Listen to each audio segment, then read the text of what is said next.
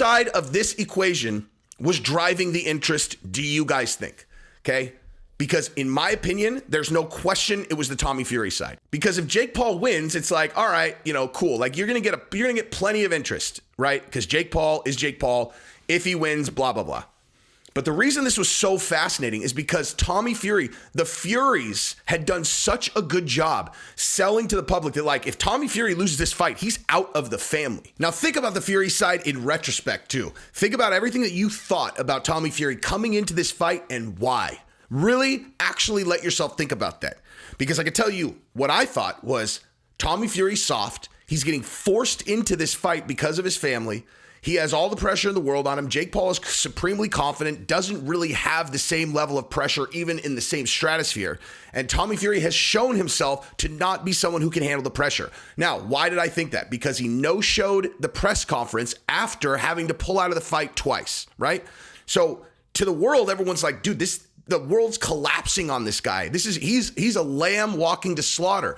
And as soon as I saw him yesterday, and I said this on the live stream, you go check the tape, I was like, I gotta be honest, dude, this whole day I've been watching Tommy Fury thinking to myself, like, this is not what I expected him to look like. I expected him to look a lot more nervous. He looks good, dude. Whoa. Tommy Fury looks way more confident than I was expecting. He doesn't look nervous at all. He looks confident. He looks really confident. And so I immediately started to kind of analyze, why did I think that this was the way that it was? And I realized it wasn't based on normal analytical stuff. It wasn't based on me looking at him himself in a press conference and being like, man, this guy's in way over his head. And that doesn't necessarily mean a guy's going to lose. But it definitely in this case was coming from external things that were not actually based on an evaluation of him. They did such a good job of selling that to us to where it was like, dude, man, this guy's not ready. This guy's not ready. He's going to get smashed. And it really played into the drama really well, where you're like, man, the Furies are going to kick this dude out of the family if he doesn't figure out a way to pull this off somehow. It's fantastic. And then he came out and he performed. First round, he looked very stiff. He looked very stiff in the first round. He loosened up in the second and everything started to come together. You go back and watch that fight again, watch the first round and then watch the second round and just look at how different he looks in terms of his how loose he is versus, first round stiff, second round loose. Now, the estimates and payouts for this fight are very surprising to me. I mean, I don't know about surprising, but I think that they definitely exceeded expectations, and I'll tell you exactly why. So the way that this fight broke down is Jake Paul is making $3.2 million base salary plus 65% of the back end pay-per-view points, and Tommy Fury is getting paid $2 million and 35% of the back end pay-per-view points, and they estimated what their total payouts were going to be. And for Jake, it was $8.6 million. And for Tommy Fury, it was $4.5 million. So when you back into those numbers, they were expecting to sell 158,000 pay-per-views. Now, I don't know how it did, but my guess is it did better than that. That would be my guess, just based on basic, because dude, everyone was watching. Now, again, when you have a Jake Paul fight, you have to consider that lots of people are stealing it, obviously. But 158,000 buys does not seem like very high given the amount of attention that this fight was getting. So we'll see. We'll see. That seems like a low. I mean, listen, dude, the fact that Francis Ngannou was asking for $30 million and you got Jake Paul only making 8.6 for a fight that was that big, that seems I don't know. Somebody's making a lot of money, that's for sure. Now, how many people told Jake Paul not to fight Tommy Fury? Bottom line, just in terms of like the wide analyst population, what percentage do you think of them told Jake Paul, don't do Tommy Fury? I'm not talking about because they thought that Tommy Fury was going to beat Jake Paul. I'm talking about because they thought it was a stupid event that wouldn't generate any interest. How many people told Jake Paul to not fight Tommy Fury for that reason? Because if anybody's going to act like they didn't say ridiculous. The majority of people said, don't do Tommy Fury, do XYZ, do this, do that. Now, I personally didn't necessarily have a strong opinion on it until we really started coming up on the event and I realized like, wow, this was for sure the right call. I'm not going to pretend like, 4 months ago, I was like, Tommy Fury's the fight, do the Tommy Fury fight. But bottom line, they were right. That was an enormous event. We're going to talk about the size of the event. I want to talk about this fake script, the postscript of the fight, which included this fake script, if you do a Jake Paul fight and there is not a contingency of people that are all, it's rigged.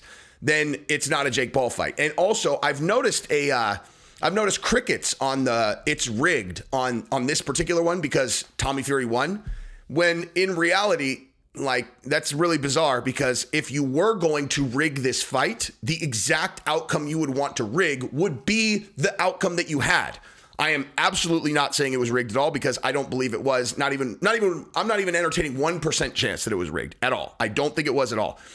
But I'm just saying, if you were going to recognize that, wow, we actually have a blockbuster event on our hands, we're going to sell, I mean, every star was there, man. Cristiano Ronaldo was there. Mike Tyson, like, you can't fake how big that event was. There was a tremendous amount of interest. Last night, okay, I jumped on, you know what, real quick, before I jump into this, so that we're going to talk about all that stuff, and then I want to talk about the fight. I want to talk about what comes next. I want to talk about KSI jumping in this thing. I got a solid video here, dude. I'm excited to do this video. But really quick, if you don't mind liking the video and commenting your thoughts afterwards, that would be incredible. And like we do on every video, I make the videos. If you're going to watch them consistently, please subscribe to the channel. That's the cost. Handshake. And we're good to go. Gentleman's agreement. I do my part. Hopefully you guys do yours, and we'll go from there. Also, really quick, it's the second to last day of the month. We're doing a Sheath Underwear Jordans giveaway. Last month, Thomas Mendez won them. This month, we're doing the same pair. We're doing white and black Jordan 1s. All you have to do is buy one pair of Sheath Underwear using the promo code FIRE, and you send me the receipt to realjesseonfire@gmail.com. I am going to select a winner on, sometime in the first week of March, and I will let you know who wins, and we will announce it on the channel. I do not have a lot of entries. I intentionally did not promote this very heavily in February. I wanted to give you guys a break from ads. I don't know if you guys noticed that. But we only got 2 days left, and we do not have a lot of entries at all. So if you get your entry in today, you got a much higher probability of winning than you normally would. So go to sheathunderwear.com, buy a pair of Sheath underwear using the promo code FIRE. Send me the receipt, realjesseonfire@gmail.com, and I will put your name into the hat. Also, for each pair that you buy, you get an entry. So if you buy 5 pairs, you get 5 entries. All right, so here's the deal. Like I said, first of all, there's a great fight last night, a really, really great fight. And just to touch on the size and scope of this event, okay? The size and scope of this event. So it's a Sunday, okay? A Sunday is not conducive to people sitting down and watching fights generally, right? Like, normally fights happen on Saturday nights, Saturdays. Sundays, not so much. And, so I knew Bisping was going to do a live stream. I knew everyone was going to do a live stream. And generally, I don't come on and call fights. Like, if I do a live stream during the fights, I just come on and just kind of like sit there and just BS with everyone. And it's like, if you want to, it's my live stream, I thought, were for people who were also watching the fights. Like, I've never like called a fight before. I was just kind of like sitting there. And I was assuming that everyone who is on my live stream can also see the fights. And so yesterday I was like, you know what? This is boxing. Like, I could call boxing all day. And so I was like, I'll just call this fight. And so I did. And having not even announced that I was going to do it, just popping on for only the main event and then just calling the fight, we got up to like 2,500 concurrent viewers, which is, I was really high. It was really surprising because there was so much competition. Dude, Bisping had 30,000 people watching. So I think that just indicates the level of interest that there was in this fight. Like, everyone wanted to know what was going on. It was obviously an enormous event, and kudos to them. And honestly, I don't think anyone predicted that, months ago. I don't think anyone had any, I don't even really know how it happened, to be perfectly honest with you, other than to say they did an incredible job promoting this fight. There's no other way to explain it. And it proves my central thesis of the fight business and interest in the fights in general, which is, it's not necessarily about, it's actually rarely about who's better at fighting in terms of like, we got this guy who's incredible, we got this guy who's incredible. What really drives interest are personal stakes, like the human story. Like I've always said, the reason why I love the fight game so much, why I get so attached to people's journeys, is because you're not watching a fight, you're watching their life. Their life's on the line, man. Like, if someone's life is on the line in there, it's like, let's do this. And you know what the outcome of the fight is going to be for someone. That's why sometimes it's really hard to watch. You know what I mean? It's like, it's hard sometimes because the gravity of a loss. If a guy wins and the glory is there, that's incredible. And obviously it's an incredible feeling as a fan when someone pulls off an incredible victory. But the flip side of that is when you know that a loss is going to be so devastating for someone, it's hard to watch them lose. But obviously, those stakes being that high drive a tremendous amount of interest. And in this fight, they could not have done a better job. They could not have done a better job. And here's the other thing. Why do you think that the stakes were so high? On whose side? Which side of this equation was driving the interest, do you guys think? Okay? Because in my opinion, there's no question it was the Tommy Fury side. There is actually no question that what was driving so much interest for me is the Tommy Fury side. Because if Jake Paul wins, it's like, all right, cool. Like you're gonna get plenty of interest, right? Because Jake Paul is Jake Paul. If he wins, blah blah blah. But the reason this was so fascinating is because Tommy Fury, the Furies had done such a good job selling to the public that like if Tommy Fury loses this fight, he's out of the family. Like he's done. Everyone was like, dude, this guy's entire life is on the line in there. And that's why it made it so interesting. He's fighting against Jake Paul. And he's a Fury. He's 23 years old. He's headlining and he has to win. He absolutely has to win and no one's picking him. No one's picking him to win. It was great, man. That's a great setup for a fight. And he came through. He fought really well and he came through. And it was awesome, man. And again, so now let's go back to the, and just really quick, just to touch on the fight really quickly. Obviously I called the fight last night. Some of you guys may have watched it, but this is what it comes down to. Tommy Fury won because he is a better boxer than Jake Paul. Okay. He's got a much stiffer jab. He moves a little bit better than Jake Paul. He's got better footwork and Jake Paul is a tough dude. Okay, now the gap is not so big that Jake couldn't win in a rematch. But at least yesterday, Tommy seemed to be a better boxer. He throws better combinations. He can throw, I mean, if you can go in there and you could find me a 5-punch combination that Jake Paul threw, show it to me. I don't remember seeing one. Okay, I can show you a few where Tommy Fury let loose and he was throwing 5-6-punch combinations. It's not easy to do that, right? It's not easy to do that, to actually, while you're moving, throw combinations like that. And Tommy Fury did a really good job. And that jab, though, man, that jab was stiff, dude. He has an impressive jab, Tommy Fury does. But he came through and the emotion coming out, it was like, and here's the thing, him crying about beating Jake Paul would have seemed ridiculous until you got the full build up for the fight, right? Like that's why him crying didn't seem ridiculous to anyone, is because they did such a good job selling how much was on the line for him, which is why the interest was so high. And you do it in Abu Dhabi and you get everybody there. It was an amazing event, man. It was an amazing event. And these guys are going to make a lot of dough. I just read an article that said that if Jake Paul won, he was going to fight KSI. I'm like, I mean, I guess that's a big, that's a big event, but like, that's a huge step down from Tommy Fury, man. KSI is not a step up in competition from Tommy Fury. But you're gonna have a hard time finding someone with a name like Tommy Fury to do it. I mean, bottom line, Jake Paul and Tommy Fury, they have to do a rematch because that was such a great fight and everyone will watch it. It was a great event, man.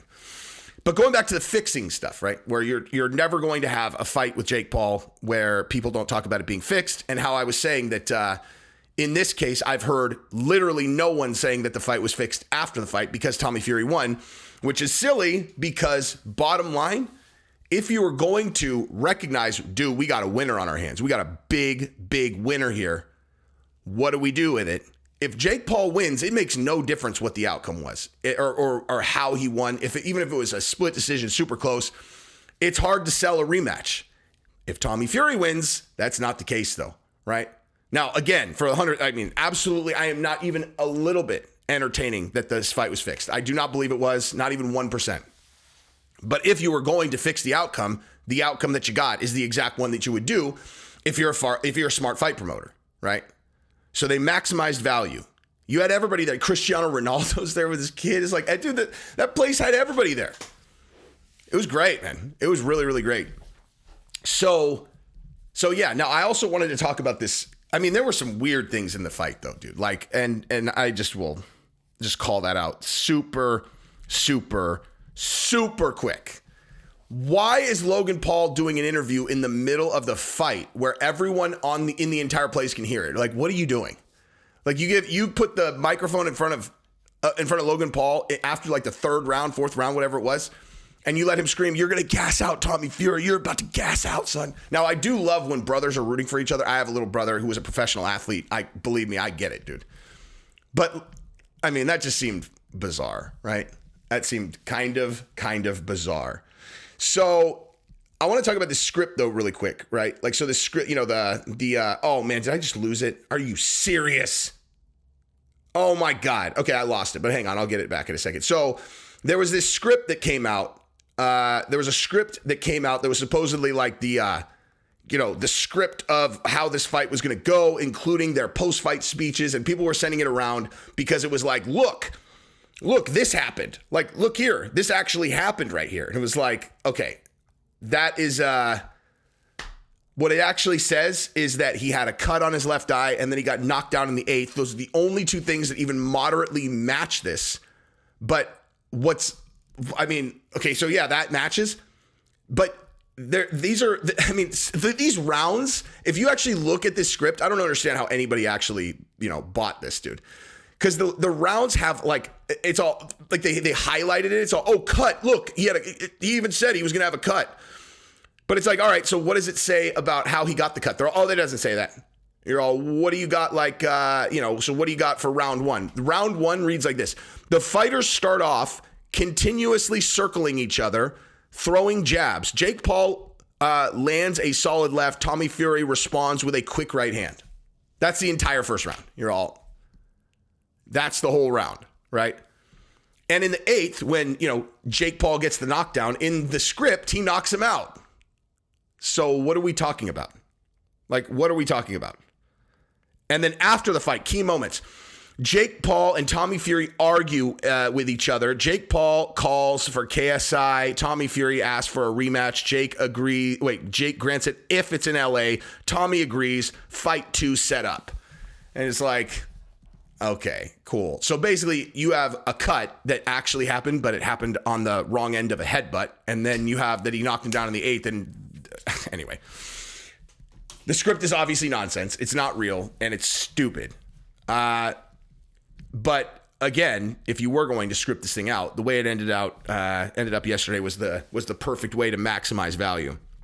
So congratulations to both of these guys. I had a blast. Maybe I'll do some more calling fights live. I've never done that before, and clearly that is I don't know why. I just never considered that there were a lot of people on who are actually watching the fights through hearing people call it like it's on the radio. It seems kind of common sense now in hindsight, But yeah, that was actually really fun. It keeps you very heavily engaged, Anyway, congratulations to Jake Paul. Congratulations to Tommy Fury. I am very curious how many pay-per-views they sold, but I bet you it's a lot, dude. I bet you it's a lot. I mean, it was on ESPN Plus, dude. People are used to buying pay-per-views there. You don't have to go do some weird special thing. I snapped it up the day before. $50. Easily worth it, dude. Easily worth it. So that's what I got. Subscribe to the channel. Tell your friends. And all that stuff. Handshake. Love you guys. Peace.